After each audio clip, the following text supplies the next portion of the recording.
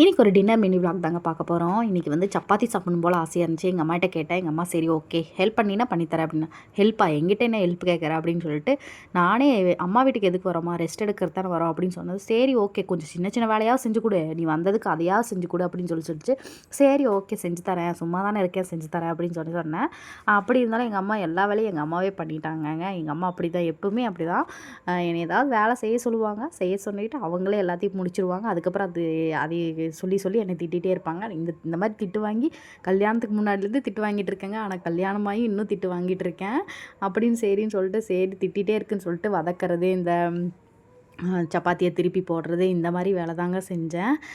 குருமா வந்து நல்லா இருந்துச்சு, சூப்பராக இருந்துச்சு. எனக்கு உருளைக்கிழங்கு குருமா தான் செஞ்சு சாப்பிட்ணுன்ட்டு இருந்தது. அதனால் அதை சொன்னனால அம்மா உருளைக்கிழங்கு குருமாவே வச்சுட்டாங்க. அப்புறம் வந்து அம்மா தேய்ச்சி கொடுத்தாங்க. நான் வந்து கல்லில் போட்டு எடுத்தேன். போட்டுட்டு அதுக்கப்புறம் என்னோடய வாண்டு வேறு அங்கேயும் இங்கேயும் ஓடிட்டே இருந்தது. எங்கள் அம்மாவை வந்து எப்பவுமே விட்டு பிரியாது வந்ததுலேருந்து. ஒரே ஆட்டமாக இருந்தது. அப்புறம் வந்து நம்ம வந்து குருமாவும் சப்பாத்தியும் ரெடி பண்ணிட்டாங்க அம்மா. ஃபஸ்ட்டு வந்து நானும் என் ஹஸ்பண்டும் போயிட்டு நல்லா சப்பாத்தியை வந்து சூப்பராக போட்டு சாப்பிட்டு முடிச்சுட்டு, அதுக்கப்புறம் தான் எங்கள் அம்மா எங்கள் அப்பாவையெல்லாம் சாப்பிட விட்டோம்.